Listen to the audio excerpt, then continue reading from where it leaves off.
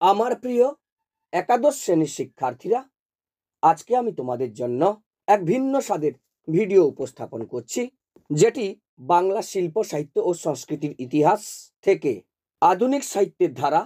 এই আধুনিক সাহিত্যের ধারার দ্বিতীয় অধ্যায়, বাংলা সাময়িক পত্রের উদ্ভব ও বিকাশ। এই বাংলা সাময়িক পত্রের উদ্ভব ও বিকাশ থেকে একটি গুরুত্বপূর্ণ প্রশ্ন, যেটি 2025 শিক্ষাবর্ষে আসার খুবই সম্ভাবনা রয়েছে। সেই গুরুত্বপূর্ণ প্রশ্নটি হলো, বাংলা গদ্য সাহিত্যের উদ্ভব ও বিকাশের ক্ষেত্রে সংবাদপত্রগুলির অবদান আলোচনা করো। ভূমিকা: ফোর্ট উইলিয়াম কলেজের লেখক গোষ্ঠীর দ্বারা বাংলা গদ্যের চর্চা শুরু হয়, আর তা ক্রমশ স্বাবলম্বী হয়ে ওঠে সাময়িক পত্রের হাত ধরে। ছাপাখানার প্রচলনে সাময়িক পত্রের প্রসার ত্বরান্বিত হয়। একাধিক লেখকের নানা লেখার সংকলন সাময়িক পত্র বৃহত্তর জনসাধারণের কাছে পৌঁছল পাঠ্যপুস্তকের সীমাবদ্ধতা ছাড়িয়ে। ভাষার শক্তি যেমন বাড়ল, তা ক্রমশ সরল ও সর্বজনবোধ্য হতে লাগলো।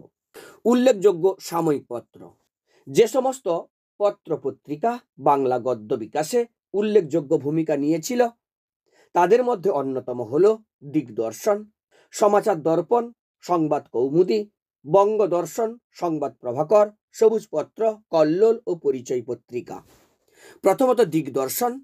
সম্পাদক ও সম্পাদনার সময়কাল শ্রীরামপুর মিশন থেকে জন ক্লার্ক এবং মার্শম্যানের সম্পাদনায় দিগদর্শন পত্রিকাটি 1818 খ্রিস্টাব্দে প্রকাশিত হয়।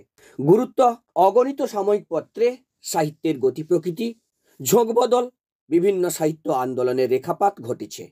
একই সঙ্গে মানুষের পরিবার, ধর্ম, সমাজ, অর্থনীতি, রাজনীতির প্রসঙ্গ এসেছে। নকশা জাতীয় রচনায়, কবিতায়, প্রবন্ধে, আখ্যানে ধরা পড়েছে আশা আকাঙ্ক্ষা মথিত সামাজিক জীবন। সংবাদ প্রভাকর। সম্পাদক ও সময়কাল 1831 খ্রিস্টাব্দে কবি ঈশ্বর গুপ্তের সম্পাদনায় সংবাদ প্রভাকর প্রকাশিত হয়। পত্রিকাটি প্রথমে সাপ্তাহিক, তারপরে দৈনিক প্রকাশিত হতে থাকে। গুরুত্ব: প্রথিতযশা সাহিত্যিকের আত্মপ্রকাশ ঘটেছে এই পত্রিকার পাতায়, যেমন রঙ্গলাল বন্দ্যোপাধ্যায়, দীনবন্ধু মিত্র, বঙ্কিমচন্দ্র চট্টোপাধ্যায়। এরপর আসবো বঙ্গদর্শন।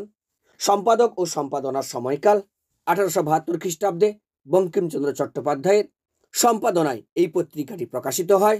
গুরুত্ব: এই পত্রিকায় বহু মনীষার আত্মবিকাশ ঘটেছে। বঙ্গভঙ্গ আন্দোলনের তীব্রতা ও স্বদেশী আন্দোলনের উন্মাদনা সমাজকে কিভাবে আলোড়িত করেছিল, তার চিত্র এই পত্রিকায় ফুটে উঠেছে। সবুজপত্র। সম্পাদক ও সম্পাদনার কাল বাংলা সাময়িক পত্রের ইতিহাসে 1914 খ্রিস্টাব্দে প্রমথ চৌধুরী ছদ্মনাম বীরবল সম্পাদনায় প্রকাশিত সবুজপত্র অত্যন্ত উল্লেখযোগ্য। গুরুত্ব: এই পত্রিকায় যৌবনের বন্দনা, কৃত্রিমতা ও জড়তার বিরুদ্ধে বিদ্রোহ ঘোষিত হয়েছিল। সাধুরীতি ছেড়ে চলিত ভাষা বা মৌখিক ভাষার উপর গুরুত্ব প্রদান এই পত্রিকার উল্লেখযোগ্য বৈশিষ্ট্য। এই পত্রিকাকে কেন্দ্র করে বহু নতুন লেখক সাহিত্যক্ষেত্রে আবির্ভূত হন। রবীন্দ্রনাথ ছাড়াও অতুল চন্দ্র গুপ্ত, কিরণ শঙ্কর রায়, সত্যেন্দ্রনাথ বসু, দুর্জটি প্রসাদ মুখোপাধ্যায়, সুনীতি কুমার চট্টোপাধ্যায় প্রমুখ এই পত্রিকায় লিখতেন। কল্লোল পত্রিকা। সম্পাদক ও সম্পাদনার কাল 1923 খ্রিস্টাব্দে গোকুলচন্দ্র নাগ ও কবি দীনেশ রঞ্জন দাসের সম্পাদনায় কল্লোল পত্রিকা প্রকাশিত হয়। গুরুত্ব: এই পত্রিকার মধ্য দিয়ে সাময়িক পত্রে আধুনিকতার প্রতিধ্বনি শোনা যায়। রবীন্দ্র ভাবাদর্শ থেকে সরে এসে যারা এই পত্রিকায় সাহিত্য সাধনা করেছেন, তাদের মধ্যে অন্যতম ছিলেন দেবেন্দ্র মিত্র, বুদ্ধদেব বসু, অচিন্ত্য কুমার সেনগুপ্ত, মহিতলাল মজুমদার, তারাশঙ্কর বন্দ্যোপাধ্যায়, কাজী নজরুল ইসলাম, যতীন্দ্রনাথ সেনগুপ্ত, জীবনানন্দ দাস, শৈলজানন্দ মুখোপাধ্যায়, মনীষ ঘটক, প্রবোধ কুমার সান্যাল, অজিত দত্ত প্রমুখ। পরিচয় পত্রিকা। সম্পাদক ও সম্পাদনার কাল 1931 খ্রিস্টাব্দে কবি সুধীন্দ্র দত্তের সম্পাদনায় পরিচয় পত্রিকা প্রথম প্রকাশিত হলে বাংলা সাহিত্যে এক নবযুগের সূচনা হয়।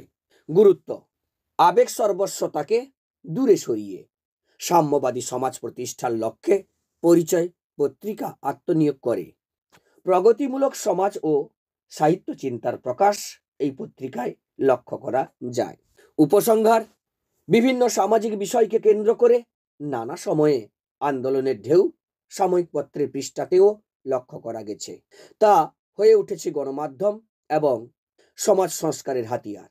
জাতির সমস্ত ভালো মন্দ, আশা আকাঙ্ক্ষা, স্বপ্ন কল্পনা, হতাশা প্রাপ্তি, আনন্দ বেদনার রূপায়ণ সাময়িক পত্রের সূচনা পর্ব থেকেই পত্রিকার পাতায় প্রতিফলিত হয়েছে। তো শিক্ষার্থীরা, এইভাবে তোমাদের সম্মুখে উপস্থাপন করলাম বাংলা সাময়িক পত্রের উদ্ভব এবং বিকাশ